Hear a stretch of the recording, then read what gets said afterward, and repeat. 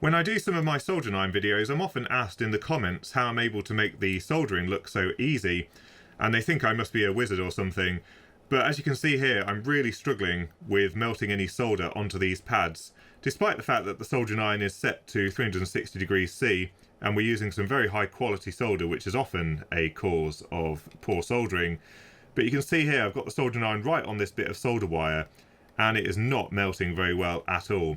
So it's really important that your soldering iron has a nice bright tinned tip like this one here, where if we melt some solder on it, it just happily melts right on the tip. And this is important because this is how you provide the thermal bridge between the soldering iron and the solder joint that you're trying to do. So as you can see here, I just clean that off, and then when I apply solder to the joint, it melts super easily onto the PCB, and if there was a component leg there, we'd also be able to solder that leg really easy. You can see we've got a little bit of solder still on the tip there, and we just place it away in the cradle.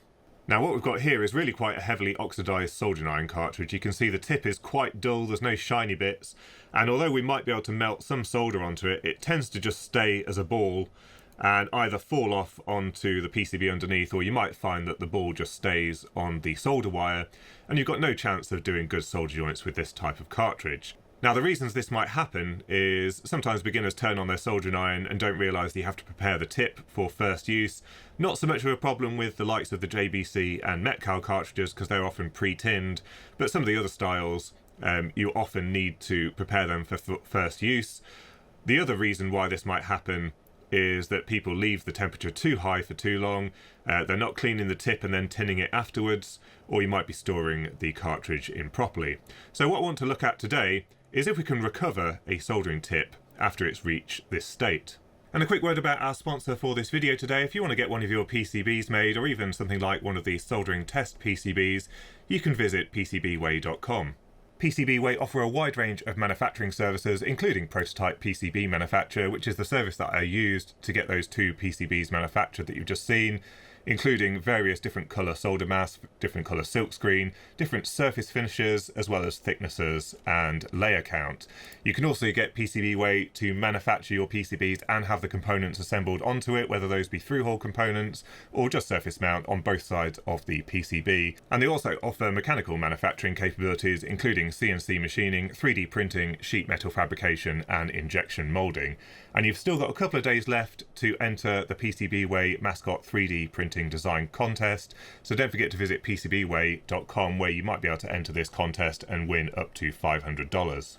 So the things we're going to try today are the traditional damp sponge, which is mostly what I end up using. We've also got some brass wool, as well as JBC Inox wool, which is a little bit more harsh than the brass, but it is not steel wool. Please don't use steel wool on your soldering iron cartridges. It will take off the iron plating and you won't be able to use that cartridge anymore. Then we've got some plain Flux. A lot of people have some success just using plain rosin and then cleaning it off on a damp sponge. We've got one of these tip tinners, which seem to be a favourite amongst many people, but these are quite acidic and do actually eat away at the plating on the soldering iron cartridge. So use these with caution. And then we've got some sal ammoniac as well, which is a product which releases some ammonia when you place the hot soldering iron cartridge on the block, and that can help clean off the oxides. First of all, we're going to try just the damp sponge. This is often able to remove some of the light oxides on a tip. So we're going to rub it on here, then see if we can get some solder to melt on it.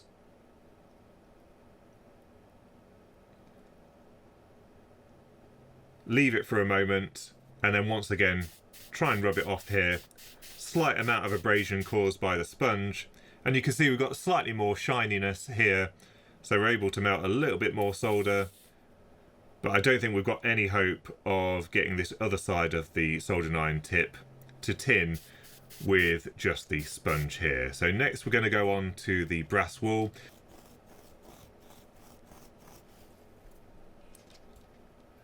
So maybe marginally better over here.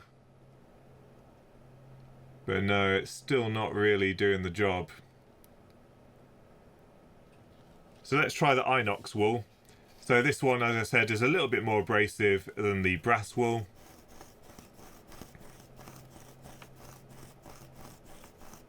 So that's a lot better than it was.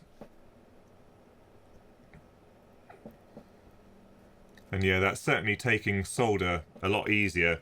And so yeah, if we get our soldering test PCB, give the tip a quick clean.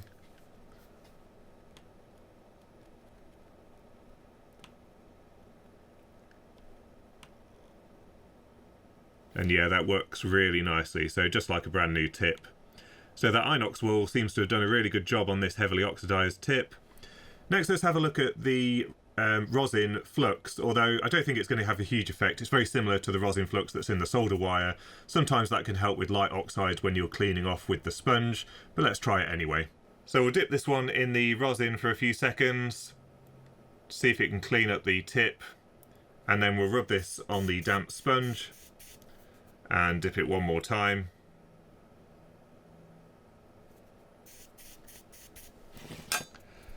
And then let's see if we can melt any solder on this. So I think we will be able to on this very end bit here where it's still a bit shiny.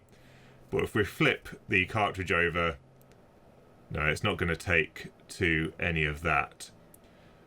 So I think what we'll try on this one is the classic tip tinner. This one's from Thermaltronics, but they all seem to be very similar. So all you're supposed to do with these is take your soldering iron cartridge and dip it into it for a couple of seconds.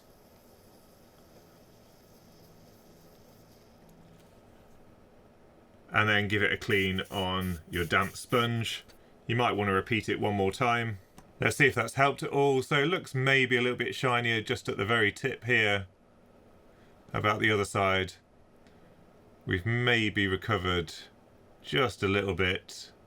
You can see a few blobs, but certainly that's not quite satisfactory. We can try repeating it one more time. But no, you can still see that's pretty crusty on the end here, so that one certainly hasn't done the job on its own. Let's try it on this one that's not quite so badly oxidized. First of all, we'll try the rosin again, so we'll give it a dip. Then clean it off. And you can still see we've got some black spots on that one.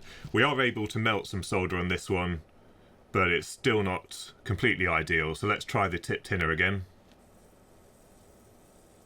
And that's still pretty black on there, so the tip tinner in this case isn't quite doing the job.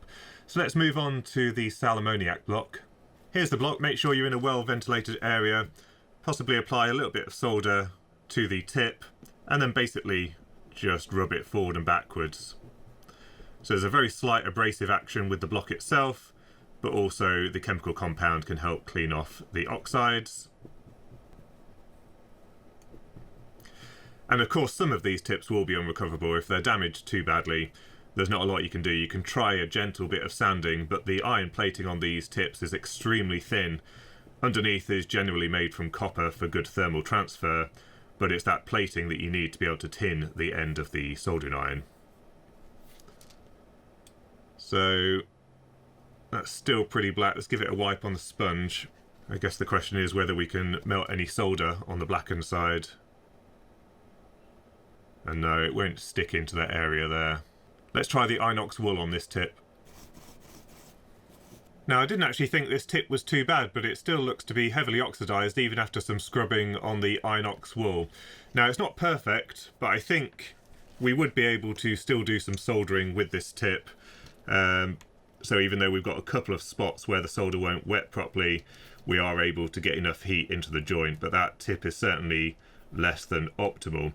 What I think I will say there is the ammoniac and the tip tinner didn't really do a great job. The wool was working a lot better. So I think what we can take from this is if the tips are starting to look like this, then we've probably got no hope of recovering them. Like I said, you could try a very light sanding, but you're really on the last legs of a cartridge. The best thing you can do here is just make sure that you maintain your tips properly throughout their lifetime. With a slightly less oxidized tip, the brass wool was starting to have an effect on this cartridge, but the inox will really clean this one up. And this is how you should leave your soldering tip when you turn off your soldering iron, with a bit of a blob of solder on there. Maybe not as much as this, but just enough to stop the air from interacting with the tip without a plating of solder on there. This cartridge that I've got here is the same cartridge that I bought with my Metcal system back in 2012, and it has never seen any of these types of chemicals. It's only been cleaned with a sponge or with a brass wool, and this has done tens of thousands of joints and is still perfectly workable. So if you just keep up with the maintenance, that should be all that you need. I'll put a link to these items in the description down below. I think the Inox wool is a JBC product. I haven't seen any competitor items, so you do need to buy that one from JBC or from their distributors. And a word of caution about the brass wool: there is a lot of steel wool coated with some kind of coppery coloured coating which will damage your tip, so be careful where you buy these from. Ideally just get the branded stuff from Weller or JBC or Metcal or something like that, so you know you're getting the real deal. So anyway, I hope you found the video useful. Don't forget to visit our sponsor for this video, PCBWay, and until next time, thanks for watching.